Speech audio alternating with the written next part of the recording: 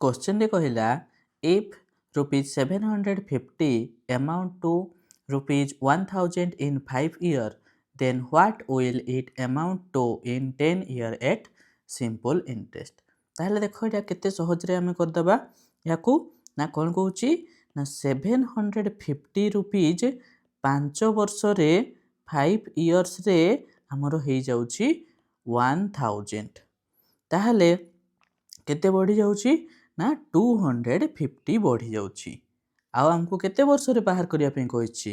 10 year रे ताहले 5 year रो